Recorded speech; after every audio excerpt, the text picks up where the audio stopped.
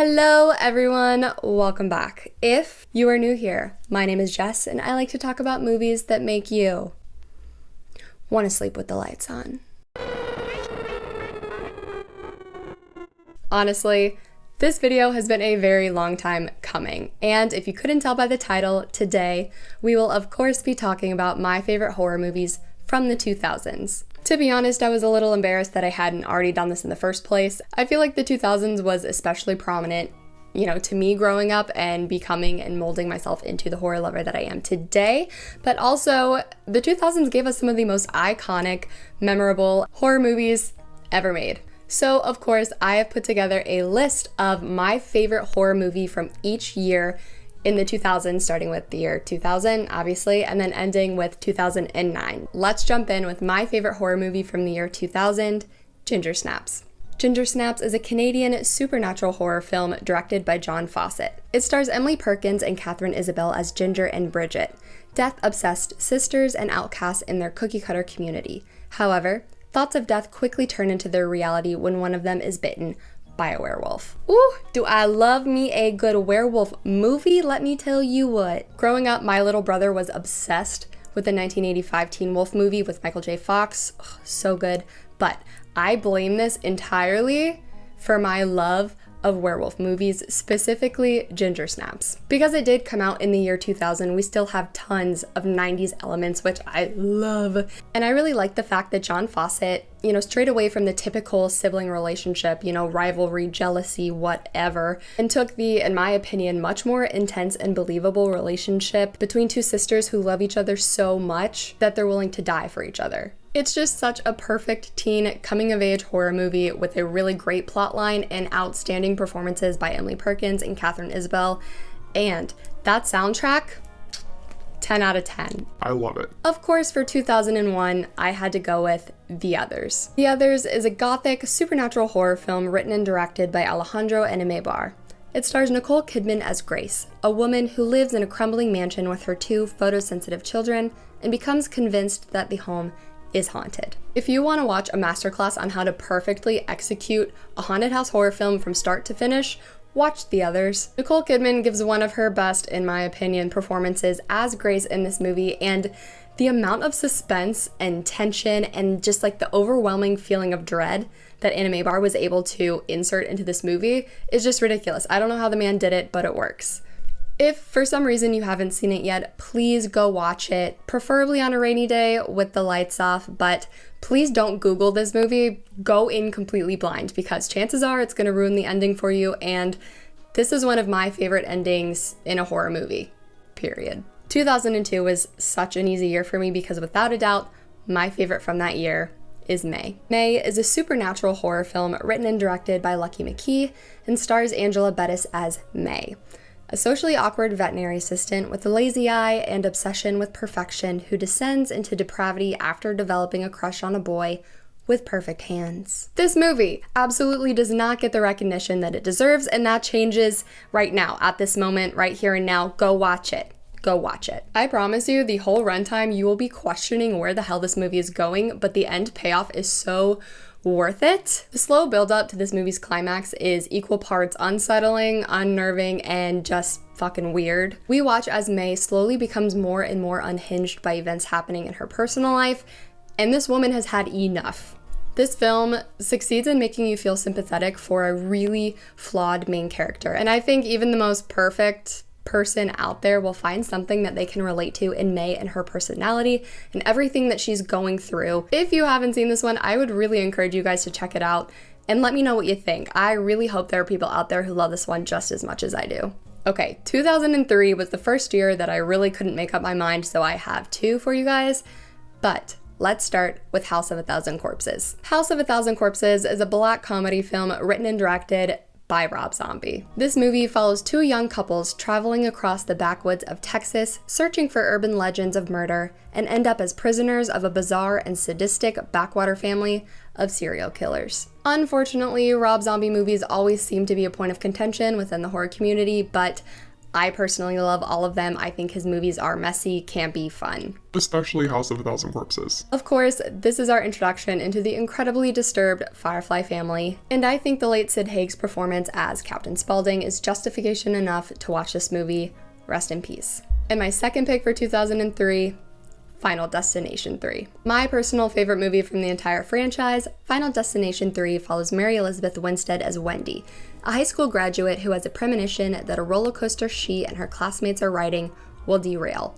Although she saves some of them, death begins hunting their survivors. If you haven't seen my video ranking my favorite Final Destination deaths from the entire franchise, definitely go check that one out. But even though my favorite franchise death isn't in this one, I will always reach for Final Destination 3 when I want a rewatch. Moving on to 2004, of course I had to pick two for this year as well, but you'll see why. Let's start off with Saw. Saw is an American horror film co-written and directed by Leigh Whannell and James Wan. What a power couple that is! Damn! Of course, the film tells a non-linear narrative revolving around the mystery of the Jigsaw Killer, who tests his victims' will to live by putting them through deadly games, where they must inflict great physical pain upon themselves to survive. This movie is dirty, it's grimy, but it's revolutionary. I don't even have to explain this one, I feel like it's justification enough. This movie screams 2000, and the first one will always be my favorite. But my second pick for 2004 is a movie I love almost just as much. Of course, it's Shaun of the Dead. We follow Shaun, also played by Peg, along with his friend Ed, who, after being caught unaware and unprepared by the zombie apocalypse, they attempt to take refuge in a local pub with their loved ones. Shaun of the Dead is just that OG classic chef's kiss. Witty, brilliant, and hilarious, while also being somewhat emotionally deep. Shaun of the Dead is one of my favorite horror comedies of all time, and I would be really disappointed with myself if I didn't include it on this list. If a movie popped into your head when I first mentioned this list from 2005, and it wasn't The Descent, we're gonna have a few words. The Descent is a British horror film written and directed by Neil Marshall. The film follows 6 women who, having entered an unexplored cave system, struggle to survive against the humanoid creatures that are pursuing them from inside. First things first, if this movie did not have a profound emotional effect on you after watching it, I am thoroughly impressed, or you're lying, because not only is this movie terrifying, it's straight up depressing. I swear when Marshall was pitching this movie, he was like, let's write a story about a woman in so much pain and then just continue to drop kick her the entire runtime. Of course, the cave dwellers that are hunting these women are the central storyline. There's also a few subplots going on in the background that really drive the emotion and the attachment you have to these characters in this movie all the way home. And it's a freaking home run. I mean, what can I say? It's The Descent. There are 2 endings to this movie, but no matter which one you watch, you'll still be feeling genuinely upset by the end of this film. This movie is terrifying, but there's a reason why we all love it so much. It's damn good. Before moving on to 2006, I just had to give an honorable mention. House of Wax. No, I will not be going into further detail. With 2006, I quickly realized that I had a decision that I needed to make. Did I want people watching this video to think that I had the best taste in the entire universe? Sure, yes. But did I want to lie? No, I didn't want to lie. But then I quickly realized that I do not have the best taste in horror movies at all, and this is my list. So, for 2006, my favorite horror movie is Slither. How many times am I going to say Slither and it's still going to sound weird to me?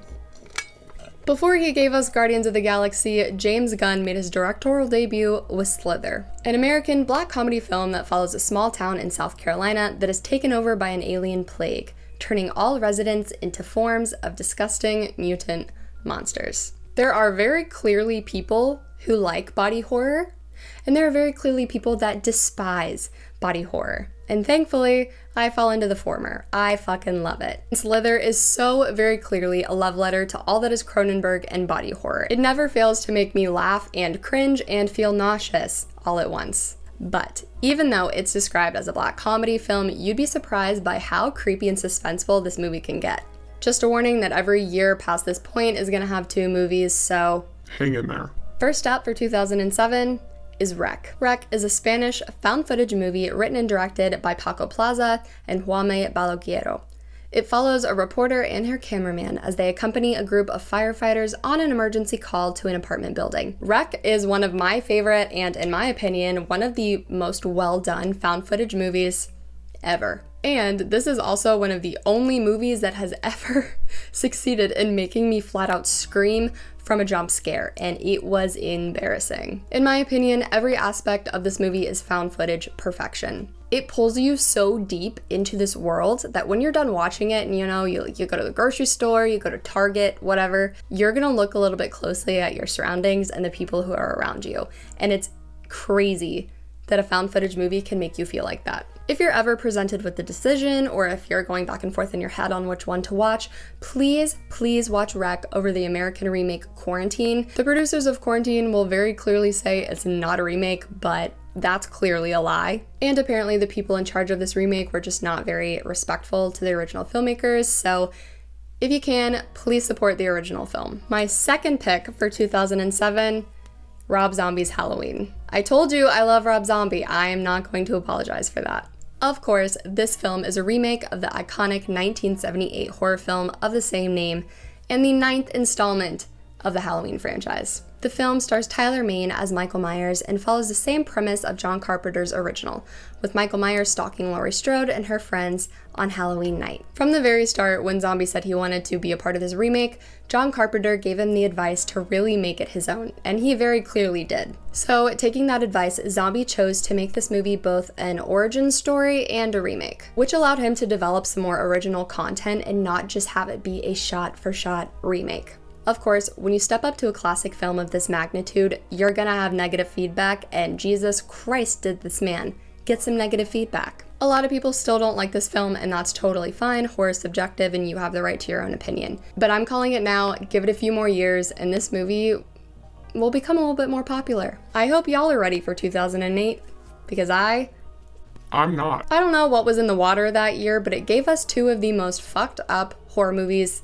of the 2000s. And let's start off with Martyrs. Martyrs is a French-Canadian horror film written and directed by Pascal Laugier. The film follows Lucy, along with her childhood friend Anna, who both suffered from severe abuse when they were younger. Anna, left on her own, begins to re-experience just exactly what Lucy did when she was only 12 years old. I haven't gotten to the point on my channel where I feel comfortable talking about more and more extreme horror. Of course, we've all seen it, but I will say Martyrs is one of the more, if not the most, messed up films I've ever seen in my life, and probably not for the reasons that you think. Of course, Martyrs is an incredibly disturbing movie that will leave you feeling hopeless by the end, just hopeless. Of course, this movie has a reputation for being incredibly violent, and it absolutely is incredibly violent, and some of the imagery that this movie will leave you with will haunt you for the rest of your life.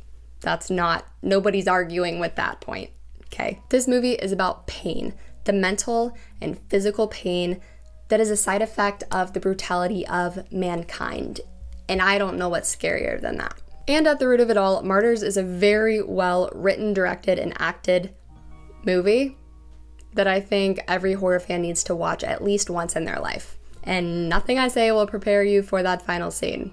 And the second movie I picked for 2008 is Eden Lake. I'm so sorry to go so heavy on you guys, but I just couldn't not talk about it. Eden Lake is a British horror film written and directed by James Watkins. Refusing to let anything spoil their romantic weekend break, a young couple confront a gang of loutish youths with terrifyingly brutal consequences. Eden Lake is a movie that will piss you off. Every single plot point in this movie feels like it was designed just to make you angry. But even though it's just a frustrating film, it's incredibly well done, and the impact it had on me, I just could not include it. And the good thing that came out of this movie is now my partner knows never to take me camping. We have made it to 2009, and I have been talking to myself for an hour. That's nice. I love the sound of my voice. And to start off 2009, I wanted to give an honorable mention before I get to the Big Daddy, but I just had to mention Drag Me to Hell. I love Sam Raimi, and I think that, yes, he does very good franchises. He also does really great one-offs and they deserve more recognition. So I don't know what it is about this movie, I just fucking love it and I had to include it on this list. But the final movie I have to round out the 2000s is Jennifer's Body. Jennifer's Body is an American horror comedy movie written by Diablo Cody and directed by Karen Kasuma. When a demon takes possession of her, high school hottie Jennifer turns hungry eyes on guys who never stood a chance with her before.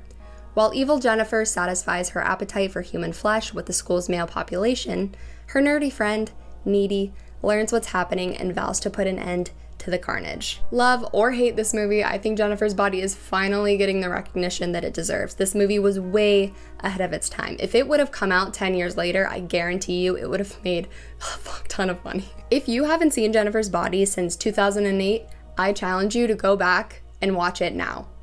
With everything that's happened in the past however many years, go watch it and I guarantee you that you're gonna enjoy it. Everybody has that one movie that crafted their personality in like middle school or high school. Jennifer's Body crafted my personality in middle school. Oh my god, I wanted to be Jennifer Check so bad. I watch this movie over and over and over again. I never get tired of it. And I have Jennifer Check to thank for my still overuse of the word salty. Woo! Take a breather. Take a breather. That's all I have for you guys. I know that was long. I appreciate you sticking with me, but thank you to my kind subscribers who suggested that I do this video in the first place.